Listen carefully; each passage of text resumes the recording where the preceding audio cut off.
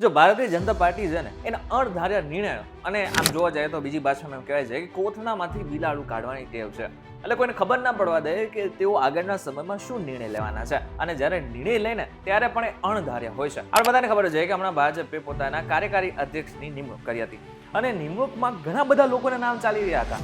ઘણા મોટા કેન્દ્રીય મંત્રીઓના પણ નામ ચાલી રહ્યા હતા. એવાની બદલે 45 વર્ષના નવીન નાયકની અચાનક જ વરણી કરવામાં આવી કાર્યકારી અધ્યક્ષ તરીકે. બધાને પ્રશ્ન થયો કે શા માટે થઈને એમને આ પદ આપવામાં આવ્યું છે. જો કે મહત્વની વાત તો એ છે કે જે જેપી નડ્ડા છે એ જાન્યુઆરી 2026માં તો એમનો કાર્યકાળ પૂરો થાય જ છે, એટલે સમય બહુ દૂર છે જ નહીં. તો શા માટે થઈને કાર્યકારી અધ્યક્ષનું પદ આપવામાં આવ્યું અને આ જ વ્યક્તિને શા માટે આપવામાં આવ્યું, આ બધા જ પ્રશ્નો જો તમારા મનમાં હોય ને તો આજનો આ ખાસ વિડીયો તમારા માટે જ બનાવેલ છે. આ વિડીયો એકવાર પૂરો જોઈને જજો.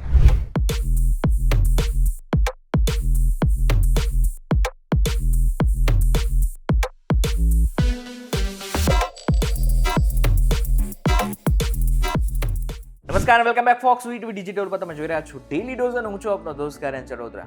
હવે આમ જોવા જઈએ તો ભાજપના કોઈ પણ રીતે કોઈ નિયમ નથી, પોતાના બંધારણમાં પણ કોઈ એવો નિયમ નથી કે ભાજપનો કોઈ અધ્યક્ષ હોઈ શકે, પરંતુ 2019થી આ પદ આપવામાં આવે છે. જેપી નડ્ડા પણ 2019માં પહેલા કાર્યકારી અધ્યક્ષ બન્યા હતા અને ત્યારબાદ જાન્યુઆરી 2020માં તેઓને પૂર્ણકાલીન અધ્યક્ષ બનાવવામાં આવ્યા હતા. હવે રાજકીય નિષ્ણાંતોનું માને તો એમનું કેવું છે કે ભાજપ આ જે ચૂંટણી છે ને એને બિનહરીફ જાહેર કરવામાં માંગે છે, એટલા માટે થઈને એમને પહેલા કાર્યકારી અધ્યક્ષની નિમણૂક કરી નાખી.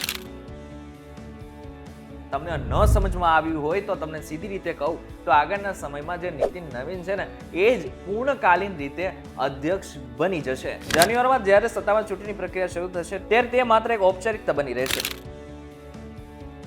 હવે એક બીજો મહત્વનો પ્રશ્ન, જો પૂર્ણકાલીન રીતે અધ્યક્ષ બનાવવામાં આવવાના છે તો શા માટે થઈને 45 વર્ષના નીતિન નવીનની નિમણૂક કરવામાં આવી છે? શા માટે થઈને એ વ્યક્તિને પસંદ કરવામાં આવ્યો છે? તો સૌથી મોટું કારણ, નીતિન નવીન છત્તીસગઢ વિધાનસભા ચૂંટણીમાં ભાજપના પ્રભારી હતા.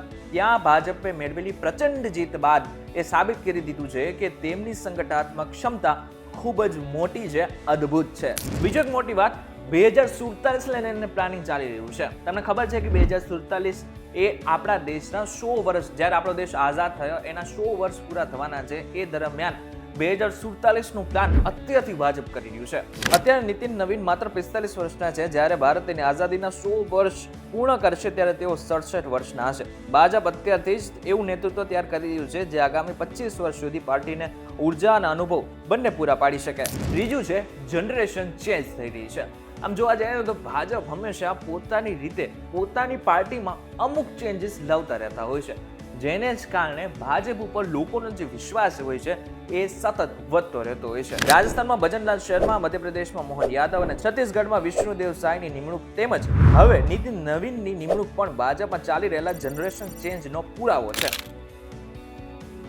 હવે બીજી બાજુ જોવા જાય તો નીતિનભાઈની જે આ વરણી કરવામાં આવી છે, નિમણૂક કરવામાં આવી છે ને, એ સામાજિક રીતે રાજકારણમાં પણ એક મોટો બદલાવ લાવવાના છે. અત્યારે હાલ શું છે, પટનામાં તેઓ માત્ર ધારાસભ્ય છે. ધારાસભ્ય જે વ્યક્તિ છે એને ભાજપ પોતાના અધ્યક્ષ બનાવી રહ્યું છે. એનો મતલબ એમ થયો કે એમને ભાજપના જે હાઈકમાન્ડ છે એમને નાનામાં નાના પોતાના કાર્યકર્તાની પણ ખબર છે કે વ્યક્તિ શું કરી રહ્યો છે. બીજું, સામાજિક સંતુલન. તેઓ કાર્યસ્થ સમુદાયમાંથી આવે છે. જો કે આ સમુદાય સંખ્યાત્મક રીતે ઘણો નાનો છે, પણ બૌદ્ધિક અને વહીવટી સ્તરે ખૂબ જ પ્રભાવશાળી છે. ભાજપે આ નિમણૂક દ્વારા તમામ વર્ગોને સાથે રાખવાનો પ્રયાસ પણ કર્યો. અને ત્રીજું અને મોટું નામ, આરએસએસ અને ભાજપ બંને નક્કી કરેલું છે આ વખતે નીતિનભાઈને ચાન્સ આપવાનો છે. મહત્વની વાત એ છે કે દર વખતે ભાજપ જ્યારે પણ મોટા કોઈ નિર્ણય લેવાનો હોય છે ત્યારે આરએસએસના વડાઓને પૂછીને અને આ બાદ જ કોઈ નિર્ણય લેવામાં આવતો હોય છે. એટલા માટે થઈને આ વખતે આરએસએસ અને ભાજપ બંનેની મંજૂરી આવી ગઈ છે કે આ વખતે નીતિનભાઈને અધ્યક્ષ તરીકે રાખવાના છે. હવે નીતિનભાઈને અધ્યક્ષ બનાવવા પાછળ એક મોટી એક વાત એ પણ છે, અને એમને એક મોટી જવાબદારી એ પણ સોંપવામાં આવી શકે છે કે પશ્ચિમ બંગાળ અને ત્યારબાદ 2027માં ઉત્તર પ્રદેશ જેવી મહત્વની વિધાનસભા ચૂંટણીઓ છે, તો એટલા માટે થઈને સંગઠનને વધુ મજબૂત કરવામાં એમની મોટી ભૂમિકા હોઈ શકે છે. બીજું એક મોટું કારણ, દક્ષિણ ભારતના રાજ્યોમાં ભાજપના પ્રસારને વેગ આપવા માટે પણ નીતિનભાઈ ખૂબ જ એક પ્રભાવશાળી વ્યક્તિ તરીકે ઓળખવામાં આવી રહ્યા છે. ત્રીજું અને મહત્વનું, ભાજપને પણ એવું લાગે છે કે જેપી નડ્ડાએ પોતાનું જેમ એક સ્થાન બનાવ્યું, અમિત શાહે જેમ પોતાનું એક સ્થાન બનાવ્યું, એવી જ રીતના નીતિનભાઈ પણ પોતાનું એક સ્થાન બનાવશે અને ભાજપને આગળ લઈ જશે.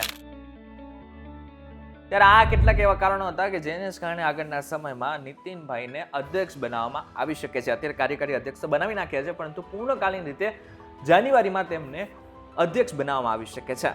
મહત્વની વાત તો એ છે કે આની સાથે તેમનો જે પ્લાન છે, એટલે કે ભાજપનો જે પ્લાન છે, એ 2047 ને લઈને છે. એટલે સમજી શકાય છે કે ભાજપ દીર્ઘકાલીન રીતે પણ કેવી રીતે આગળના સમયનું પણ આયોજન કરી રહ્યું છે. એટલા માટે તો કહેવાય છે કે ભાજપની જેમ રણનીતિ હોય છે એવી બીજી કોઈ પાર્ટીની નથી હોતી. ત્યારે આ બાબતને લઈને તમારું શું કહેવું છે અમને જરા કોમેન્ટ કરીને ચોક્કસથી કહેજો. વિડીયો થકી જો તમને કોઈ ઇન્ફોર્મેશન મળી હોય તો વિડીયોને લાઈક અને શેર જરૂરથી કરજો. તો આ ઇન્ફોર્મેટિવ વિડીયોઝ માટે વીટીવી ડિજિટલ સાથે જોડાયેલા રહેજો.